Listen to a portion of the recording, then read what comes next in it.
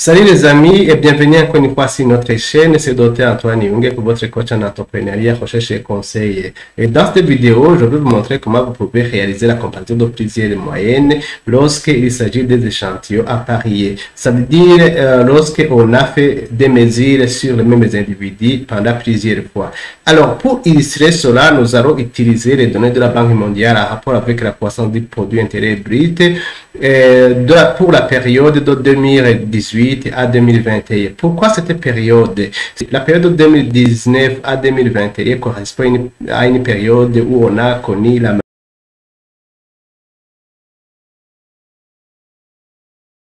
du coronavirus qui a emporté des vies humaines et a endommagé ou a eu des effets sur l'économie dans l'ensemble. Et souvenez-vous, avec les mesures de réduction de la pandémie, on a fait le confinement et ce qui a réduit la production des entreprises et ce qui pourrait avoir un effet justement sur le produit intérieur brut. Alors, nous allons alors utiliser ces données et en même temps, nous testons l'hypothèse ou en même temps, nous analysons l'effet du coronavirus ou du COVID-19 sur la croissance du produit intérieur brut. Alors, les données que nous allons utiliser sont justement les données qui sont publiées par la Banque mondiale. Et alors, nous allons comparer aux ces périodes. Voilà comment les données se présentent. Donc voilà, ça c'est la structure des données de la Banque mondiale que justement nous allons essayer de transformer pour pouvoir comparer les moyennes du taux de croissance du PIB. Donc voilà, ça c'est l'ensemble des données normalement qu'on va utiliser. Les périodes qui nous intéressent justement, ce sont les périodes de 2018 à 2021. Évidemment, le coronavirus est apparu vers novembre 2019 et probablement qu'avec le confinement, avec l'arrêt des activités, la croissance économique a été affectée. Alors, c'est ça que nous allons voir ensemble. Et ce qu'il faut savoir, ce qu'il faut savoir dans les analyses statistiques, l'important est de connaître le test qu'il faut utiliser quand il faut. Ce n'est pas de connaître tous les tests statistiques, mais de savoir identifier le test qu'il faut utiliser quand il faut. Ici, alors, nous sommes dans le cas de comparer plusieurs moyennes parce que nous allons comparer la moyenne du taux de croissance de 2018, 2019, 2020 et 2021 pour voir s'il y aurait une différence statistiquement significative. Puisque pour le cas de comparaison de moyenne, l'hypothèse nulle, c'est qu'il y a égalité des moyennes, ou bien, alors l'hypothèse alternative, c'est qu'il y a une différence entre les moyennes. Ici, vous voyez que nous allons comparer 4 moyennes. Alors, pour l'hypothèse nulle, c'est que les 4 moyennes sont égales, et pour l'hypothèse alternative, c'est que les 4 moyennes sont différentes. Alors, sans trop tarder, alors je vais juste importer, dans le souci d'analyser justement l'effet du coronavirus sur la croissance du produit intérieur brut, alors nous allons alors procéder à la comparaison des moyennes. Et alors il y a des hypothèses qu'il faut vérifier, notamment l'hypothèse de normalité, aussi l'hypothèse d'égalité de variance et de covariance qu'on appelle aussi l'hypothèse de sphérécité. Alors pour réaliser ce test, justement, on a besoin de certaines librairies ou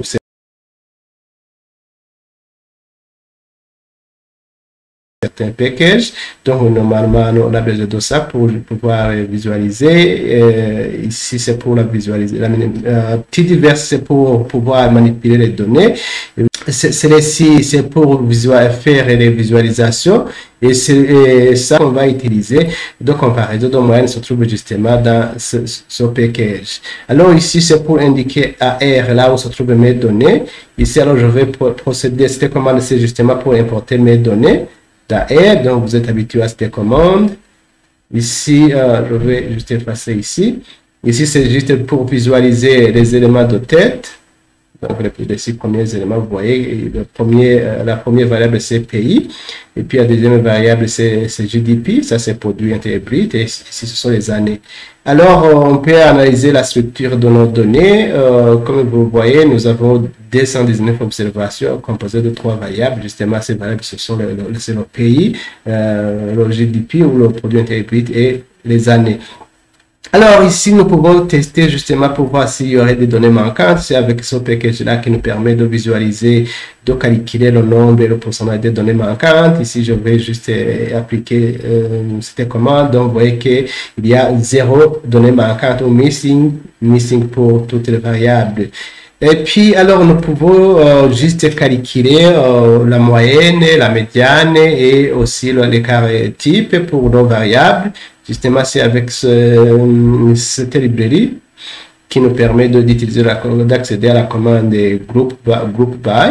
Donc voilà, je vais vous afficher alors pour voir finalement en moyenne, c'est combien. Vous voyez, en termes d'observation, nous avons en tout 228 observations de 228 pays et puis ou économie, et puis en termes de moyenne, pour la moyenne du taux de croissance du PIB en 2018 c'était 3,41, 2019 c'est 2,96, 2020 c'est moins 4,53 et en 2021, probablement qu'il y a eu des mesures de relancer l'économie. Vous voyez que la moyenne de croissance en 2020 c'était autour de 5,06.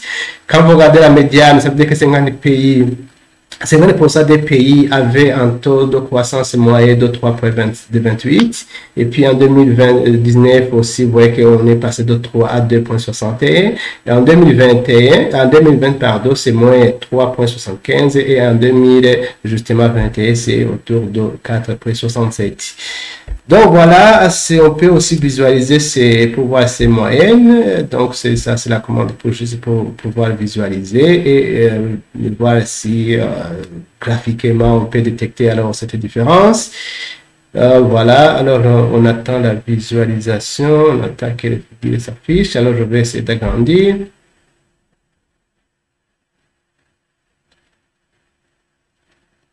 Voilà, avec le ggplot, déjà on peut voir qu'on peut sentir de petites différences. Donc quand vous regardez par exemple, vous comparez ça et ça, et ça c'était 2020 à 2021, vous voyez qu'il y a une grande différence. Et aussi quand vous comparez 2020 avec les autres périodes, justement ça peut être les conséquences du Covid parce qu'il y avait réduction vraiment d'activité avec le confinement, il y avait trop de morts, etc. Donc on avait avec aussi beaucoup de chômage, donc l'économie, alors probablement que l'économie a été touchée par ces mesures de réduction de la propagation du coronavirus. Alors, je peux continuer. Alors, on peut identifier s'il y aurait des valeurs aberrantes dans nos données. D'ailleurs, comme ici, le ggplot, vous avez vu justement qu'il y avait des points qui sont en dehors du boxplot. Alors, je peux analyser si les données sont normalement distribuées, puisque pour le cas pour choisir le test qu'il faut ou les corrections qu'il faut faire, il faut s'assurer que les données sont normalement distribuées. Donc, voilà les tests qui me permettent de justement tester la normalité. Vous voyez qu'ici, pour le cas de 2018, les données ne sont pas normales. La croissance économique n'est pas normalement distribuée. Pour le cas de 2019 aussi, la croissance n'est pas normalement distribuée. 2020, aussi, la croissance n'est pas normalement distribuée. 2021, voyons, aussi,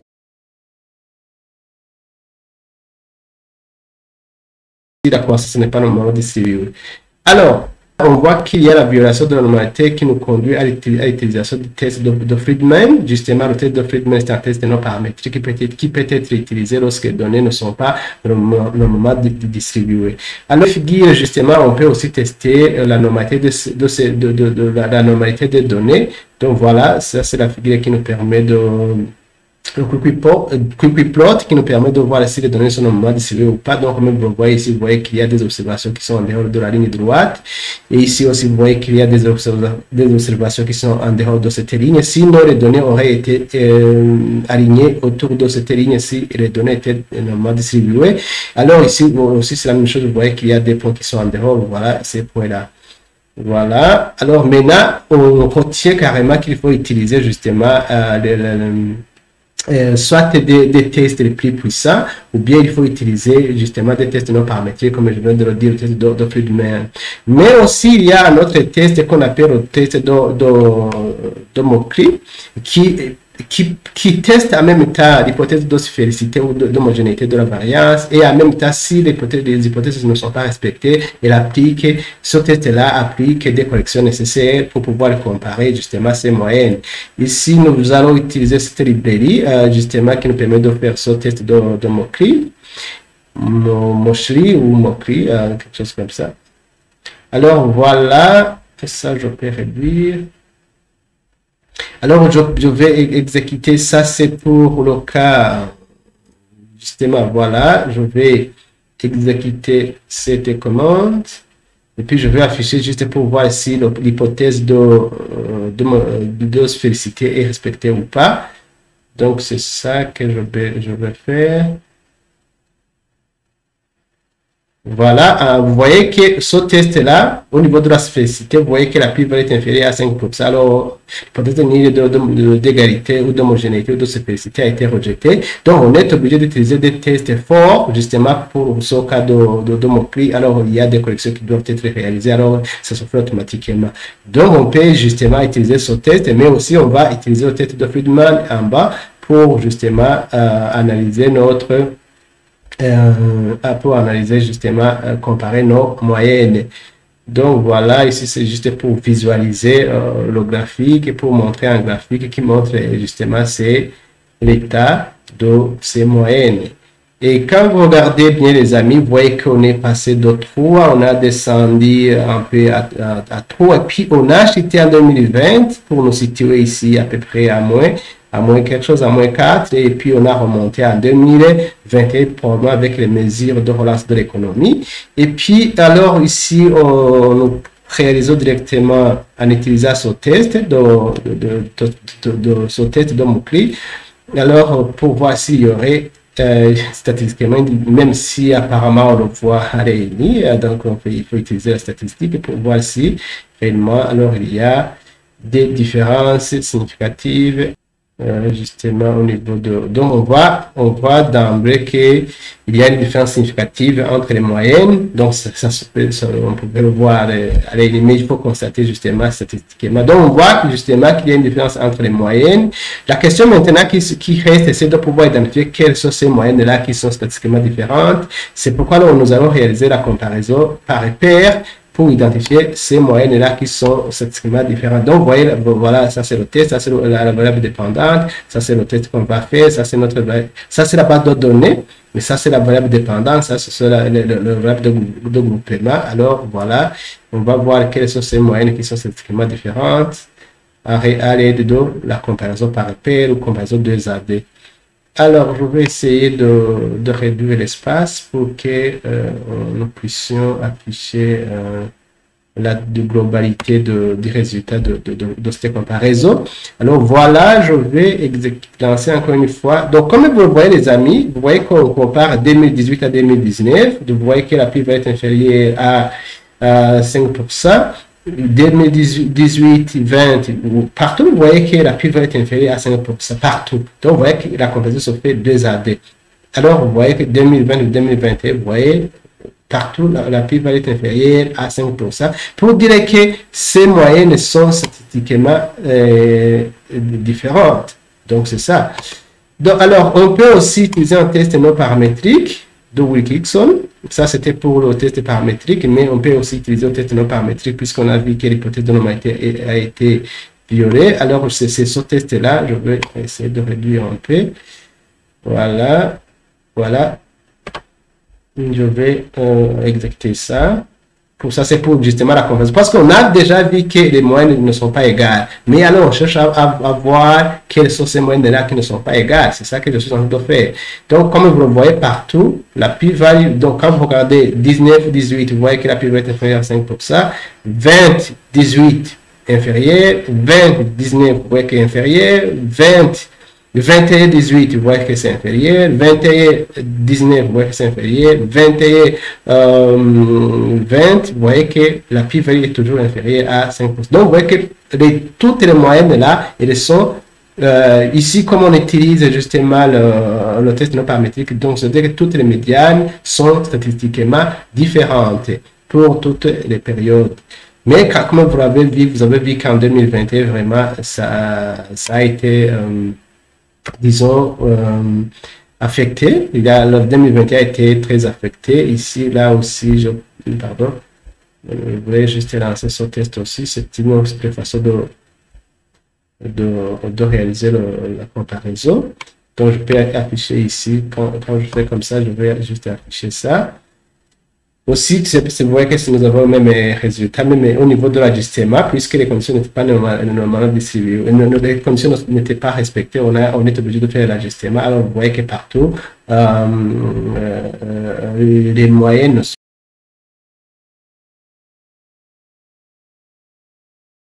pas, plutôt les médianes ne sont pas égales.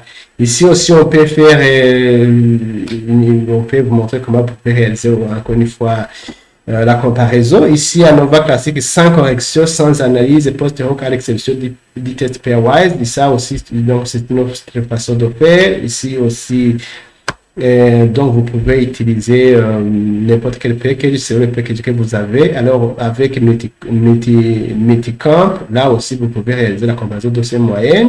Et aussi, vous voyez que l'hypothèse d'égalité des moyennes, justement, vous voyez qu'elle a été rejetée. Donc, maintenant aussi, vous allez, après, si vous utilisez ce package, vous allez procéder à la comparaison des AD pour voir, justement, quelles sont les moyennes, quelles sont plutôt les moyennes qui sont différentes. Donc, voilà, je peux faire comme ça.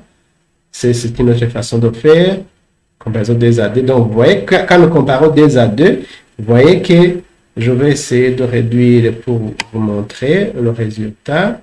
Ne vous en faites pas ce package-là, je vais vous, plutôt ces commandes-là, et je vais vous partager ça. Donc, vous n'aurez qu'à exécuter pour voir. Donc, vous voyez 19, 18 ici, vous voyez que la plus-value ajustée n'est pas extrêmement significative, mais partout, vous voyez que ici, 20, 21, 20, 18, 21, 18, vous l'aurez partout, il y a une différence statistiquement significative. Mais d'après ce test, vous voyez, avec ce test, vous voyez que c'est 2019 et 2018, il n'y a pas de différence statistiquement significative. Alors, ici, alors, nous allons utiliser, puisque les conditions de normalité ne sont pas respectées, nous sommes obligés d'utiliser normalement. Le vrai test qu'il faut utiliser, c'est celui de Friedman, qui est un test non paramétrique, justement, qui est utilisé lorsque les conditions de normalité ne sont pas respectées. Alors, voilà, c'est ça. Vous voyez que ça, c'est notre base de données, le nom de la base de données. Ça, c'est le test de Friedman. Ça, c'est la variable dépendante. Ça, c'est la variable de groupement. Donc, voilà, j'exécute ce test. Et puis, alors, je vais afficher les résultats pour voir si on a justement le même résultat. Je vais juste réduire ici. Comme ça, je vais réduire. Voilà, je vais encore une fois, attention. Je vais encore une fois exécuter le test. Voilà, je fais comme ça. Donc, vous voyez que la plus-value est inférieure à 5%. Ici, s'il faut afficher justement en termes de significativité, il faut exécuter ce test pour voir les p-values. Vous voyez que la p-value ici, vous voyez qu'elle est inférieure à 5%. Donc, on peut aussi évaluer la taille de l'effet en utilisant la distance de Cohen. Donc, ici, pour estimer l'effet de la différence, on peut, c'est ce test-là, je vais agrandir ici. Voilà, c'est ce test qu'il faut réaliser, celui-ci. Regardez, je vais utiliser ça pour estimer l'effet, pour voir la taille de l'effet. Donc, vous voyez qu'on a 0,57. Alors, si on se réfère à l'interprétation de Cohen, qui dit que si vous trouvez que l'effet est entre 0 et 1, mais inférieur à 0,3, donc on a un petit effet. Entre 0,3 et 0,5, on a un effet modéré, mais à plus de 5 ans, 0,5, on a un effet important. Donc ici, vous voyez que l'effet de la différence est très, très important puisqu'on est à 0,57. Ici aussi, on peut faire la comparaison deux AD justement pour pouvoir identifier les moyennes ou les médianes. Ici, on travaille sur les médianes parce que nous sommes dans le cas des tests paramétriques. Donc, pour voir ces médianes qui sont statistiquement différentes, justement, c'est cette commande-là, je peux afficher pour afficher les p-values. Donc, vous voyez que partout, donc, on a des p-values, donc, des différences statistiquement significatives. Alors, d'ailleurs, ce n'est pas étonnant, puisque quand on a fait justement, quand on a afficher les médianes. Donc, vous voyez, les amis, ici, médiane, ici, c'est 3,22 et on est passé de 3,28 à 2,68 jusqu'à se rendre même à moins 3. Et en passant de moins 3 à 4, vous voyez qu'il y a une différence, justement, qui est significative, mais il faut prouver statistiquement. Donc, on peut dire que même si on utilisait notre test de Criscal Chris Carl Wallis, on peut voir qu'il y a vraiment une différence. La différence est extrêmement significative. Donc voilà, la même tête aussi, ça confirme qu'il y a une différence extrêmement significative.